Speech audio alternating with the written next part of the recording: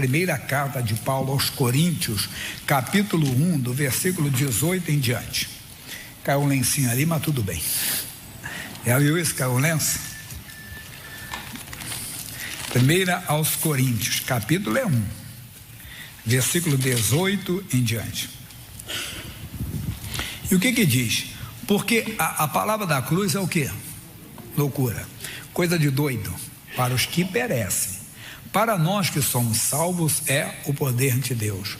Eu falo, por exemplo, colocar a mão sobre um doente e ele ficar curado. Poxa, a pessoa está com câncer, aí vai uma imposiçãozinha de mão só e a pessoa ficar curada. É o poder de Deus, não é a mão de alguém. É o poder de Deus que opera. Não, porque é só mandar o mal embora em nome de Jesus e a pessoa ficar curada. Se a pessoa crer, sim. É o poder de Deus para a salvação, dizendo aqui, porque o evangelho porque a palavra da cruz é loucura para os que perecem, mas para nós que somos salvos é o poder de Deus. Porque está escrito: destruirei a sabedoria dos sábios e aniquilarei a inteligência dos inteligentes. Onde está o sábio? Onde está o escriba? Onde está o inquiridor desse século? Porventura não tornou Deus louca a sabedoria deste mundo? Visto como na sabedoria de Deus, o mundo não conheceu a Deus pela sua sabedoria. Aprove a Deus salvar os crentes pela loucura da pregação.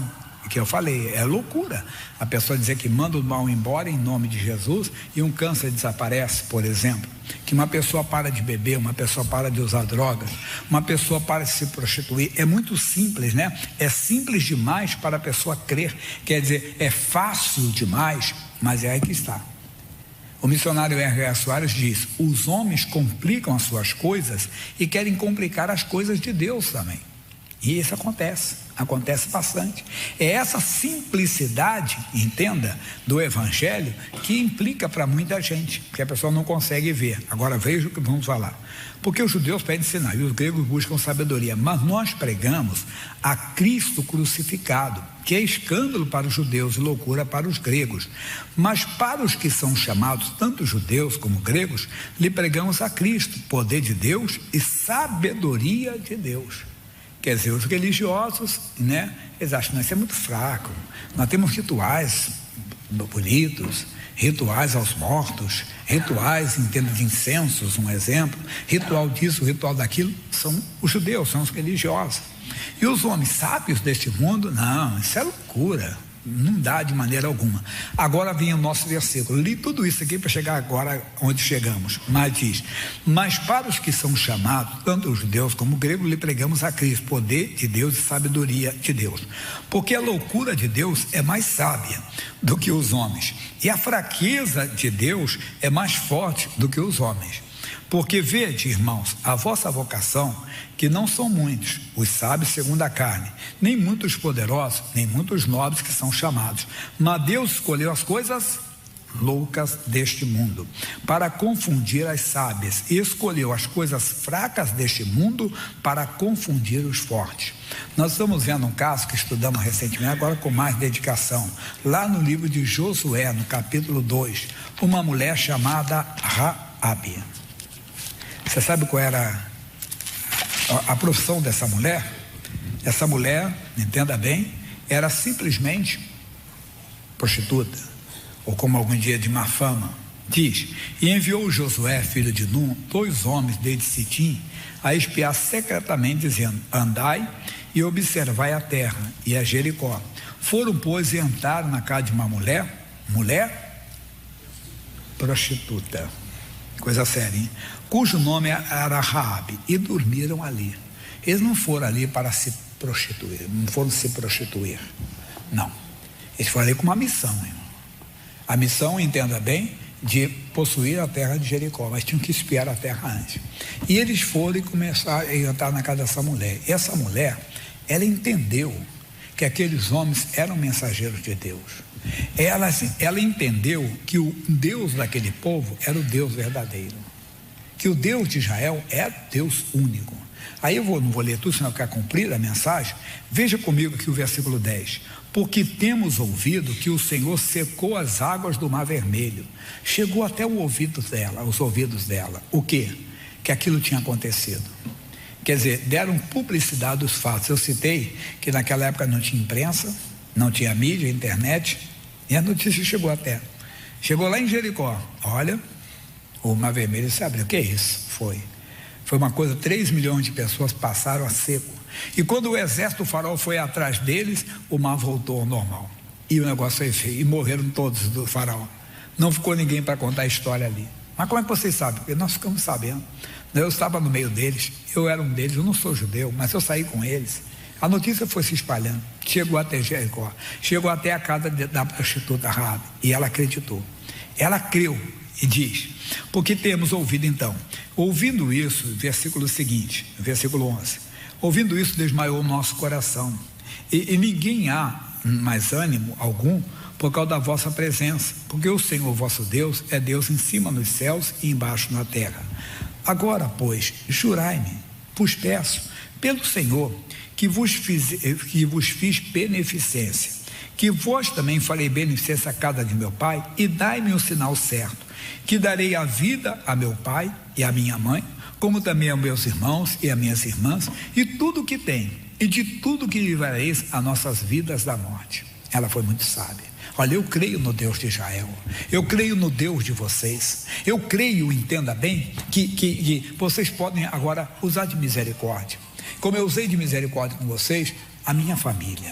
Ela foi sábia.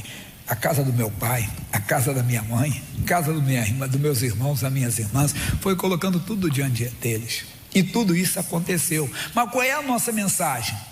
Não importa quem foi você, irmão. Se você foi uma pessoa, não estou dizendo que seja, que tenha até tido uma má fama, que você entenda dentro, seja uma pessoa até fraca, se sinta fraco. Pastor, lá em casa não tenho nada de pecado não, mas eu sou o menor. É assim que Deus faz. Deus chamou Gideão também, que era o menor da sua casa. Deus chamou Saul, que era o menor da sua casa. Deus chama as coisas loucas para confundir as sábias. Os irmãos de Davi todos eram maiores do que ele, mas Davi foi o escolhido. Deus escolheu você, irmão. A Bíblia diz, crê no Senhor Jesus Cristo, serás salvo tu e a tua casa. Raabe, a prostituta, ela conseguiu crer no Deus de Israel, e a salvação foi para toda a sua casa, a salvação foi para toda a sua família. Vamos pular para não ficar longa a mensagem, entenda bem. E diz assim, olha o que faz agora, hein?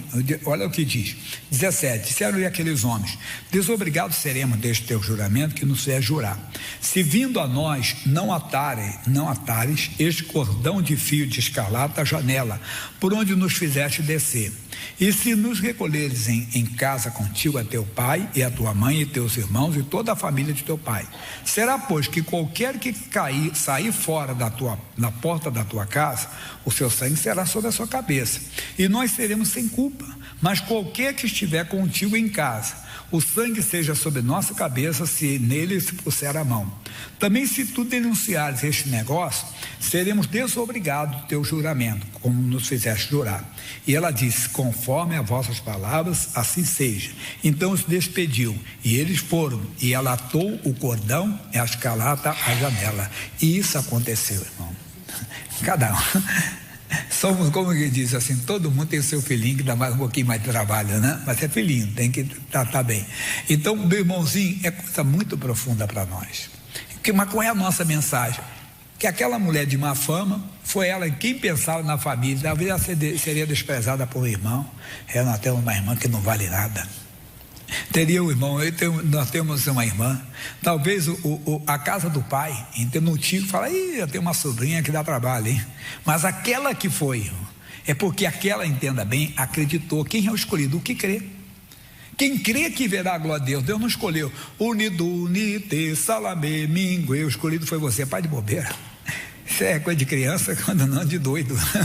Não existe, é quem crê, e você crê, você está aqui porque você crê, e Deus escolheu você para levar salvação para a sua família. Entenda, a marca de Deus estará na sua casa, a marca de Deus estará na sua família. É isso que nós precisamos, homens, mulheres, jovens e moças que creem, que acreditem realmente que Deus está com eles, e vai funcionar, vai entrar, vai levar salvação. E para não ficar só no Antigo Testamento, vamos para o Novo, né? Que é muito importante. Marcos capítulo 5. Você já ouviu falar de Jairo, mas não queremos a história de Jairo que nós conhecemos. Essas informações, Marcos, segundo livro do Novo Testamento, capítulo 5, versículo 21. E passando Jesus outra vez num barco para o outro lado, ajuntou-se a ele uma grande multidão. E ele estava junto do mar. E eis que chegou um dos principais da sinagoga, por nome Jairo, e vendo-o, prostrou-se aos seus pés e rogava-lhe muito, dizendo: minha filha está moribunda, que está morrendo, está à morte. Rogo-te que venha e lhe impõe as mãos para que sare e viva.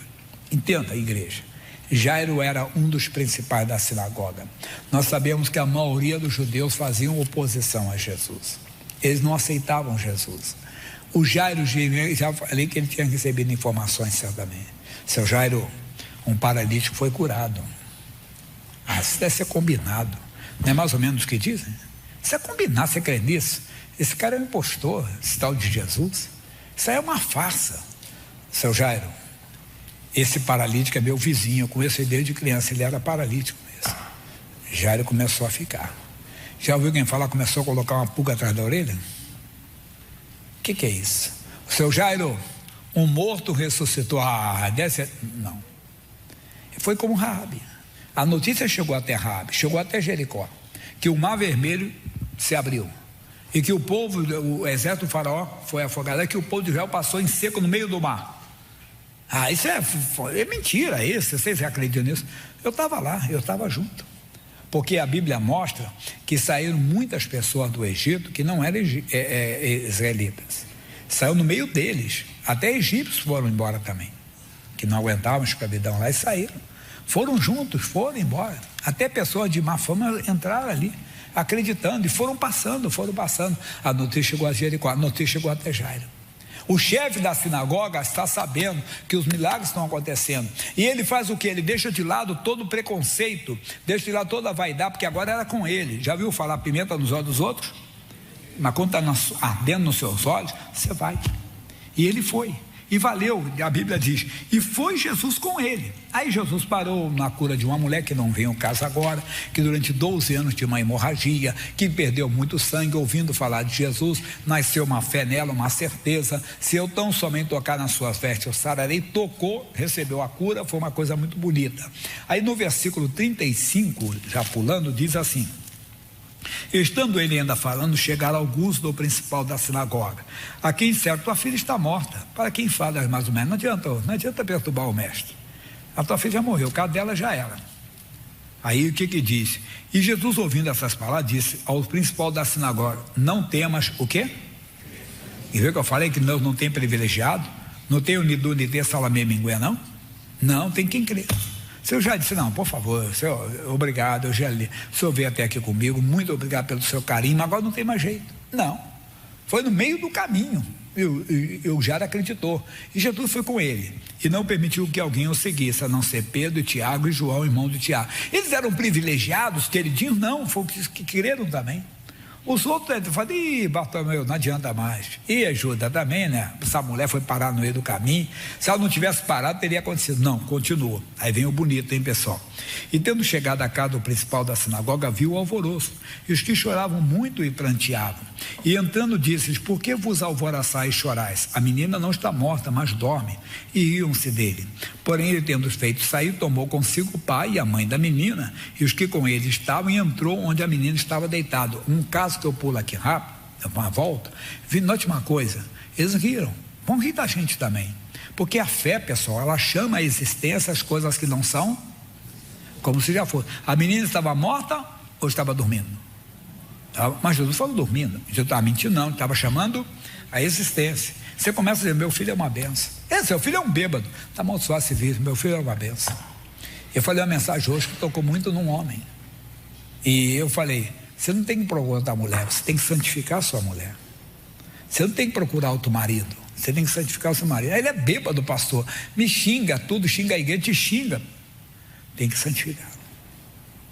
Nós não podemos, entenda bem, fazer com que, imagine, se você tem um filho que dá muito trabalho, você não pede para Deus: Deus, mata esse filho e me dá outro. Não, está amarrado.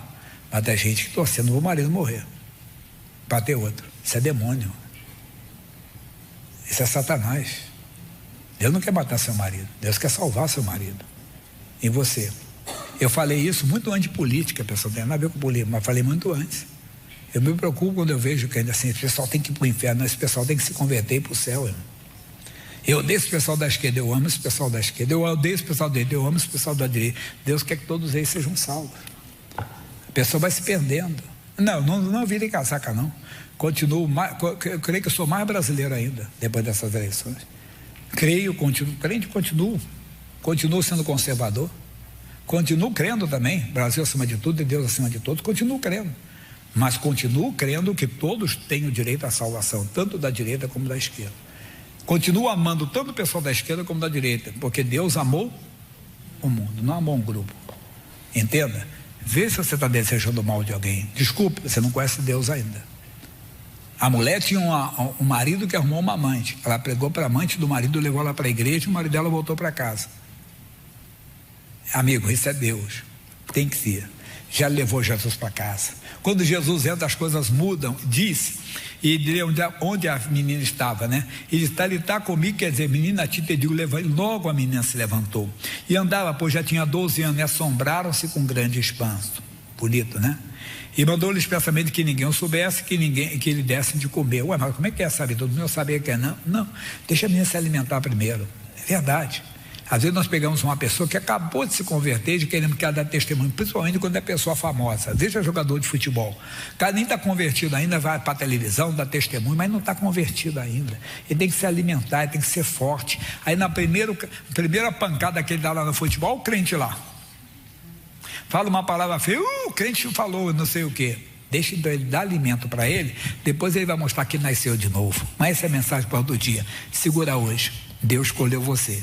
Deus escolheu aquele religioso, entenda bem, para levar Jesus para a casa dele. Jesus escolheu a outra. Um era religioso, era um principal, era um grande. A outra era desprezível da família, mas foi ela. Não importa se é grande ou pequeno, você foi escolhido, porque você acredita no Deus da Bíblia, você crê no Senhor Jesus Cristo, está escrito, crê no Senhor Jesus Cristo, serás salvo tu e a tua casa.